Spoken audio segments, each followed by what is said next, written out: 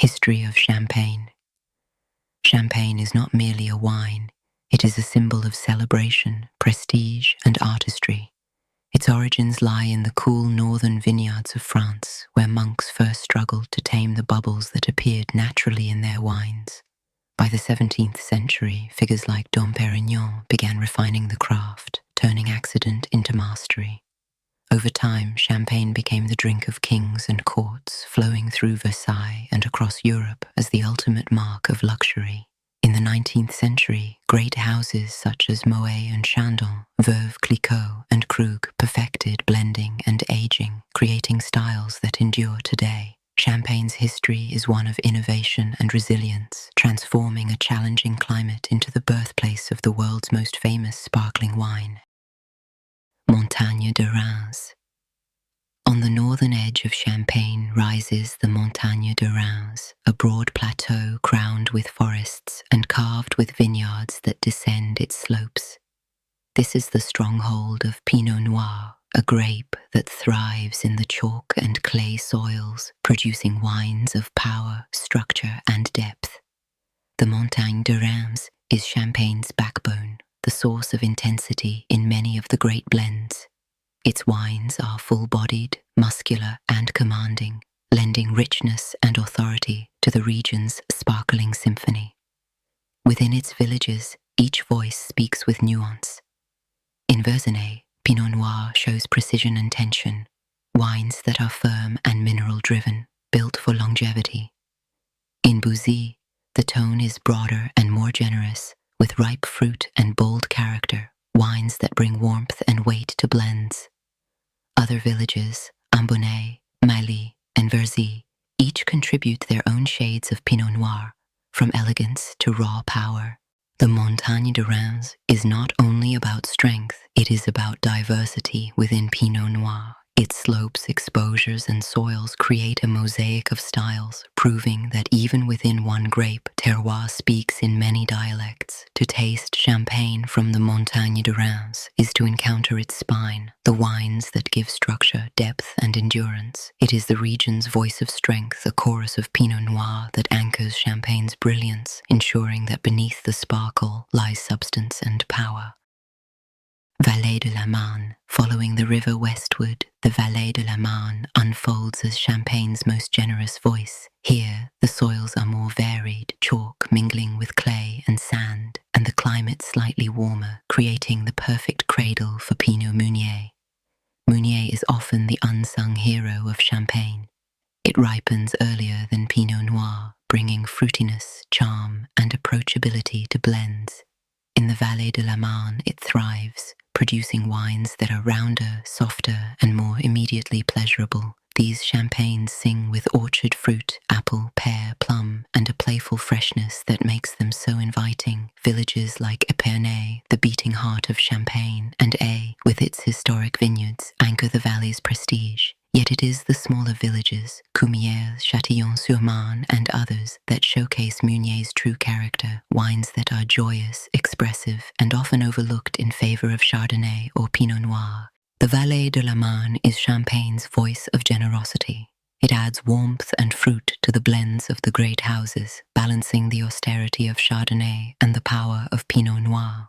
Without it, Champagne would lack its charm, its smile, its invitation to drink now as well as later. To taste Champagne from the Vallée de la Marne is to taste immediacy and joy. It is the region that reminds us that not all greatness lies in longevity or prestige. Sometimes it lies in the simple pleasure of fruit, freshness, and approachability carried on the bubbles of Pinot Meunier. Côte des Blancs.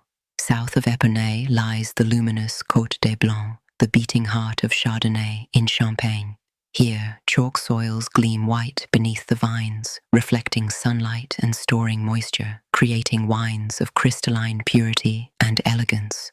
This is the land where Chardonnay speaks most clearly, producing Blanc de Blancs of finesse, minerality, and longevity. Villages like Avize, Cramont, and Le Mesnil-sur-Orge are celebrated for their precision. Their wines are taut, linear, and mineral-driven, often aging into layers of citrus, brioche, and chalky brilliance. Each village carries its own accent. Avise with generosity, Cremant with delicacy, Le Mesnil with steely intensity. The Côte des Blancs is Champagne's voice of luminosity. It brings freshness and refinement to blends, balancing the power of Pinot Noir and the fruitiness of Meunier. Yet when expressed alone, as Blanc de Blanc, it becomes Champagne's purest song, bright, elegant, and enduring. To taste Champagne from the Côte des Blancs is to taste light itself. These wines shimmer with clarity, whispering of chalk and citrus, unfolding slowly into complexity with age. They are Champagne's most refined jewels, wines that remind us that elegance can be as powerful as strength. Côte des Bars, Aube.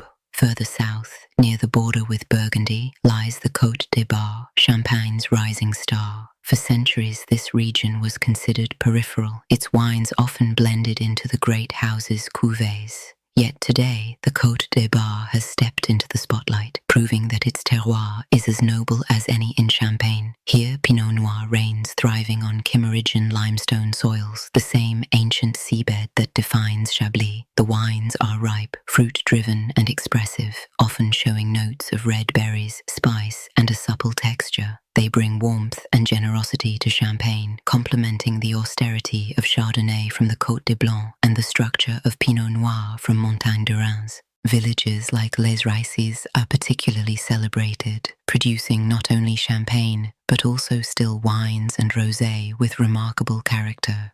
The diversity of styles here reflects the region's closeness to Burgundy, where Pinot Noir has long been the dominant voice. The Côte des Bars is Champagne's modern frontier. It embodies authenticity, with many grower-producers crafting wines that highlight single vineyards and terroir expression. These champagnes are often more artisanal, less blended, and more transparent in their dialogue with the land. To taste Champagne from the Côte des Bars is to taste a bridge between regions, a wine that carries the ripeness of Burgundy and the sparkle of Champagne. It is the voice of renewal, proving that prestige is not only found in tradition, but also in the courage to embrace terroir anew. Grapes and styles.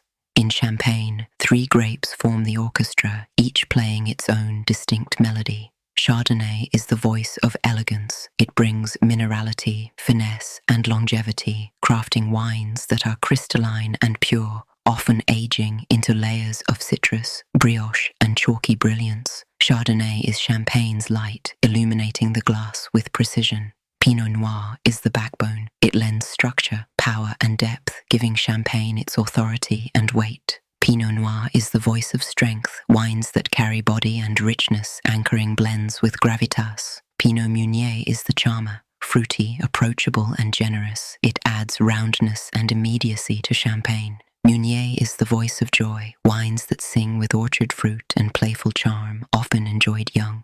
From these grapes, Champagne's styles emerge. Non-vintage blends are crafted for consistency, the great houses ensuring that year after year their signature remains unchanged. Vintage champagnes capture the character of a single year, rare and expressive, telling the story of climate and harvest. At the pinnacle stand the prestige cuvée, names like Dom Pérignon, Cristal, and La Grande Dame, wines that embody artistry, blending precision, patience, and vision into liquid luxury. Champagne also speaks in dialects: Blanc de Blanc, pure Chardonnay, crystalline and mineral; Blanc de Noir, Pinot Noir or Meunier, rich and powerful; and Rosé, delicate yet vibrant, a marriage of fruit and finesse.